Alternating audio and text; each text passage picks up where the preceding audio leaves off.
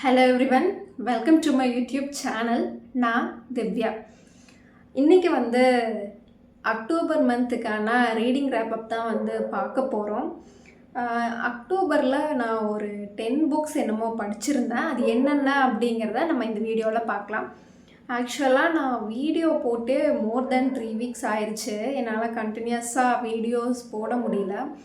Pooja holidays, Deepavali, professional work அப்படி இப்படின்ட்டு என்னால் வீடியோ எடுக்க முடியல. நான் ஏதாவது சொதப்பினாலும் அட்ஜஸ்ட் பண்ணிக்கோங்க. என்னென்ன புக்ஸ் நான் வாசித்தேன் அப்படிங்கிறத இந்த வீடியோவில் பார்க்கலாம்.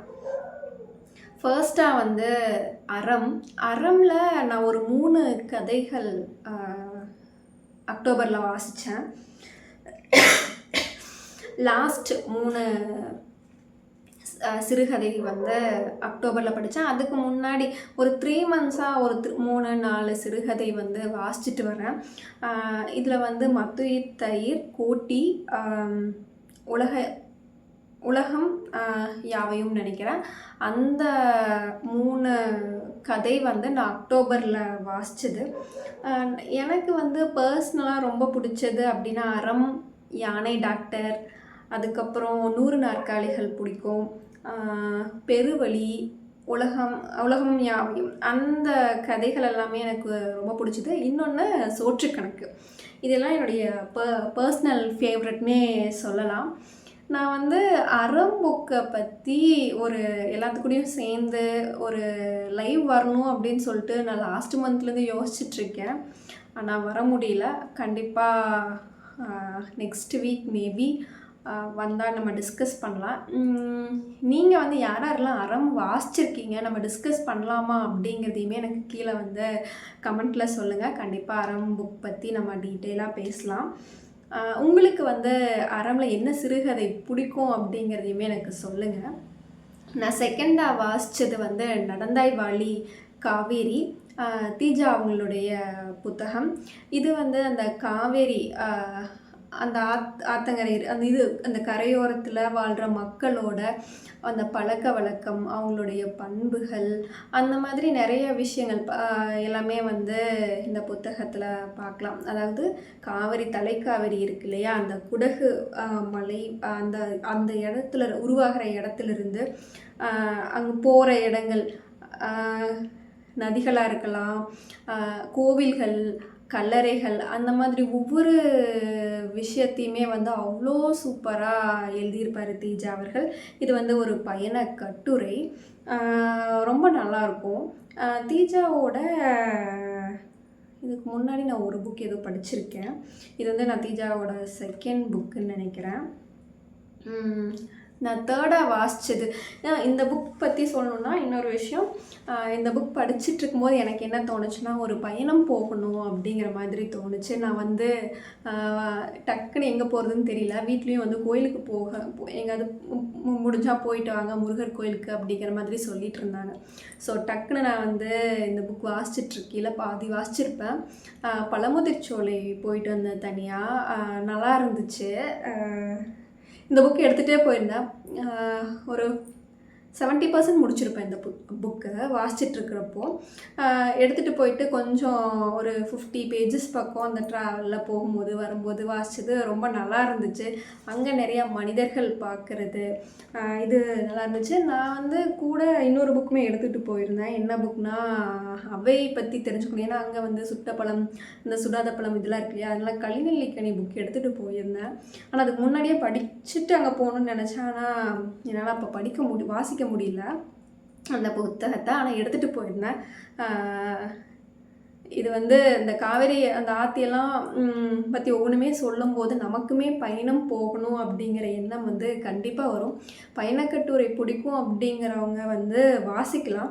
ஆனால் ஒரு சில நேரத்தில் என்ன தோணும் அப்படின்னா, நிறைய கோவில்கள் பற்றியே சொல்கிறாங்க அப்படிங்கிற மாதிரி ஒரு தாட் வரும். உங்களுக்கு அந்த ஸ்பிரிச்சுவலாக இருந்தால் ஓகே அப்படின்னா நல்லாயிருக்கும் வாசிக்க. ஆனால் பாதி வாசித்ததுக்கப்புறம் என்ன ஃபீல் ஆச்சு அப்படின்னா, கொஞ்சம் போர் அடிக்கிற மாதிரி இருந்துச்சு. ஒரு 50 பேஜஸ், அதுக்கப்புறம் மறுபடியும் கொஞ்சம் நல்லா இருந்துச்சு. கொஞ்சம் அங்கங்கே ஒரே ஸ்ட்ரெச்சாக படித்தா கொஞ்சம் இதாக இருக்கும். நீங்கள் 2 புக்கு எடுத்துகிட்டு வாசிக்கும்போது நல்லாயிருக்கும், சீக்கிரம் நல்லா வாசிக்கலாம். தேர்டாக நான் வாசித்தது வந்து ரெஸ்பெக்ட் யுவர் ஒய்ஃப் அப்படிங்கிற ஒரு புத்தகம். பதி அப்படிங்கிறவங்க எழுதியிருந்தாங்க. அதாவது அவர் வந்து அவங்க ஒய்ஃபை எவ்வளோ அட்மையர் பண்ணுறாங்க, எவ்வளோ ரெஸ்பெக்ட் பண்ணுறாங்க அப்படிங்கிறது வந்து இந்த புக் வந்து வாசிக்கும்போது அவ்வளோ நல்லா புரிஞ்சுக்க முடிஞ்சுது. ஆக்சுவலாக அவங்களுக்கு வந்து உடம்பு முடியாமல் இந்த கேன்சர், பிளட் கேன்சர் வந்திருக்கும். அப்போ வந்து அவங்க ஒய்ஃப் எவ்வளோ சப்போர்ட்டிவாக இருக்காங்க, அவங்க பண்ணுற சாக்ரிஃபைஸு, அவங்க எவ்வளோ ப்ரிஃபரன்ஸ் கொடுக்குறாங்க அப்படிங்கிறது அவ்வளோ சூப்பராக சொல்லியிருந்தார்.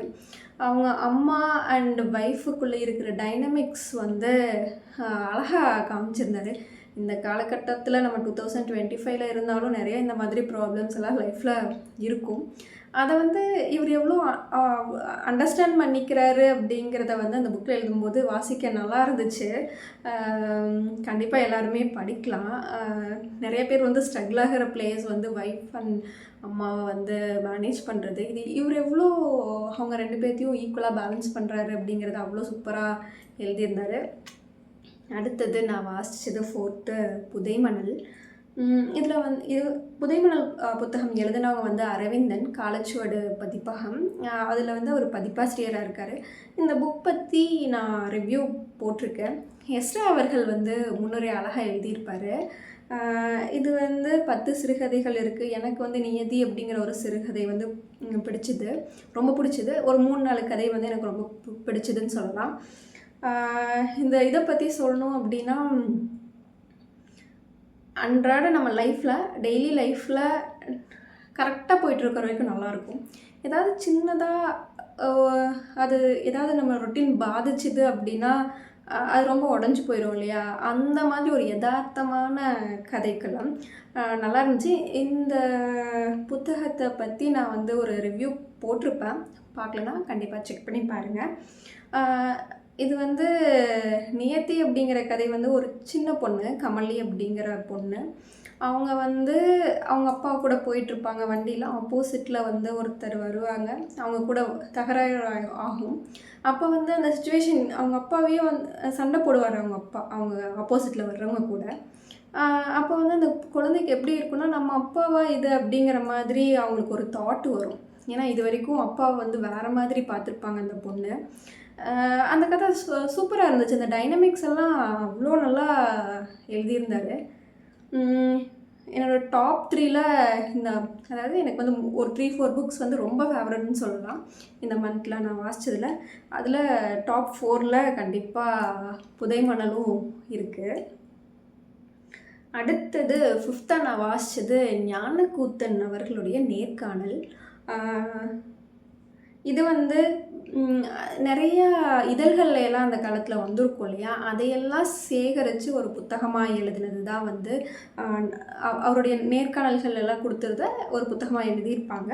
இது வந்து வெளியிட்டது காலச்சுவடு பதிப்பகம். இது வந்து எதை பற்றி இருக்கும் அப்படின்னா, கவிதை எப்படி எழுத வந்த அந்த அவர் எழுத வந்த சூழல் என்ன, புதுக்கவிதை பற்றி, அந்த கவிதை ரிலேட்டடாக நிறைய இன்ஃபர்மேஷன் வந்து சொல்லியிருப்பார். அப்புறம் இலக்கியத்தில் இருக்கிற அந்த அரசியல், இதை பற்றி எல்லாமே அவ்வளோ சூப்பராக வந்து சொல்லியிருப்பார். அடுத்தது நான் 6th வாசித்தது நாலுக்கட்டு அப்படிங்கிற ஒரு புத்தகம். எம்டி வாசுதேவன் நாயர் எழுதினது. என்னுடைய டாப் ஃபேவரட்னு இந்த புத்தகத்தை நான் கண்டிப்பாக சொல்லுவேன். நான் வாசித்ததுலே இந்த மாதம் எனக்கு ரொம்ப பிடிச்சதுன்னா நாலுக்கட்டு. இது வந்து சொல்லணும் அப்படின்னா கேரளாவில் நடக்கிற அந்த ஒரு ஸ்டோரி. ஆக்சுவலாக அப்புண்ணி அப்படிங்கிற ஒரு கதாபாத்திரம், ஒரு சின்ன பையன். அந்த பையனை வச்சு தான் வந்து இந்த கதை முழுசாகவே வந்து நகரும். அந்த பையனோட அப்பா வந்து அந்த குழந்தை வந்து ஒரு 3 வயசு இருக்கும்போதே இறந்துருப்பார். அவங்க அம்மா வந்து நாலுக்கட்டு வீட்டில் பிறந்த ஒரு பொண்ணு.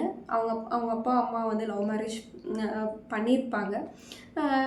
ஆனால் என்னென்னா இந்த கதையில் பிடிச்ச விஷயம், யாரெல்லாம் நமக்கு கெடுதல் செஞ்சுருப்பாங்களோ அவங்களே வந்து நமக்கு தேவையான நேரத்தில் கொடுக்குற ஆறுதல், உதவிகள் வந்து அவனை வந்து ஒரு நல்ல நிலைமைக்கு கூட்டிகிட்டு போகும். ஒரு சூப்பரான ஸ்டோரி. இதில் வந்து நல்லா இருந்த குடும்பம் வந்து பின்னடைவு வர்றதுக்கு என்ன மாதிரியான காரணங்கள் எல்லாம் இருந்துச்சு, அந்த ஒற்றுமை, அதை பற்றி எல்லாமே அவ்வளோ சூப்பராக வந்து சொல்லியிருப்பாங்க. எதனால் வந்து அந்த மோதல்கள் எல்லாம் வந்துச்சு அப்படிங்கிறத வந்து சொல்லியிருப்பாங்க. என்னதான் அவங்க அம்மா வந்து அவனுக்கு அவ்வளோ பிடிச்சாலும் அவங்க அம்மா வந்து இன்னொருத்தர் கூட பேசுகிறது பழகிறது அந்த ஊர்க்காரங்க பேசுகிறது அந்த குழந்தையோட அந்த மனநிலை என்ன பண்ணுறது ஏது பண்ணுறது தெரியாது. உணவுக்கு அவ்வளோ கஷ்டப்பட்டுட்ருப்பாங்க. ஸோ ஒரு மிக்ஸ்டு எமோஷனாக இருக்கும். ஒரு அருமையான கதை. இந்த புக்கு வந்து 5,00,000க்கு மேலே வந்து விற்றதா வந்து சொல்லியிருக்காங்க. அவ்வளோ பிரதிகள் வந்து விற்பனை ஆயிருக்கு. கண்டிப்பாக இந்த புத்தகம் வந்து வாசிங்க. 7th நான் வாசித்தது டெட் மஸ்கிட்டோஸ் அப்படிங்கிற ஒரு புத்தகம். இது வந்து ஒரு க்ரைம் த்ரில்லர். இதை எழுதினவங்க விவேக் அப்படிங்கிறவங்க. இது வந்து என்னென்னா ஒரு இடத்துல நிறையா கொலைகள் வந்து அடுத்தடுத்து நடந்துகிட்டே இருக்கும். ஒவ்வொரு கொலை நடந்ததுக்கு அப்புறமே வந்து கமிஷனர் ஆஃபீஸ்க்கு ஒரு ஃபோட்டோ அதுக்கப்புறம் அதுக்கான எவிடன்சஸ் எல்லாமே வந்து அனுப்பி வைப்பாங்க. ஒருத்தரோட நெஞ்சில் இருக்கிற சதை எடுத்து இன்னொருத்தர் இதில் வைக்கிற மாதிரி ரொம்ப ஃபாஸ்ட் பேஸ்டாக க்யூரியஸாக இருக்கும். அடுத்தது என்ன நடக்கும் அப்படிங்கிற மாதிரி க்ரைம் த்ரில்லர் வந்து உங்களுக்கு பிடிக்கும் அப்படின்னா கண்டிப்பாக இந்த புத்தகம் வந்து நீங்கள் வாசிக்கலாம். அடுத்தது 8th களிநெல்லிக்கனி, இசை அவர்களுடைய களிநெல்லிக்கனி, வெளியிட்டது வந்து காலச்சுவடு பதிப்பகம். இது வந்து எப்படின்னா அந்த ஔவையார் இருப்பாங்க இல்லையா, அதாவது அந்த காலத்தில் 8 ஔவையார்கள் வந்து இருந்ததாக வந்து இந்த புத்தகமில் மென்ஷன் பண்ணியிருந்தாங்க.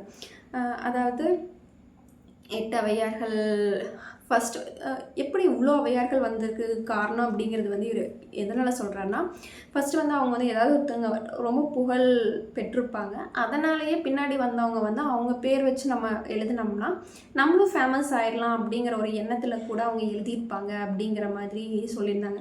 இதில் வந்து 8 பேருமே லேடிஸாக தான் இருப்பாங்களா, இல்லை ஆண்களுமே இருக்கிறதுக்கு வாய்ப்பு இருக்குது அப்படிங்கிற மாதிரியுமே வந்து இசை அவர்கள் அங்கங்கே பதிவு பண்ணியிருப்பார். அப்போது சங்க இலக்கியங்கள் சார்ந்து சில குறிப்புகளுமே வந்து அவர் சொல்லியிருப்பார்.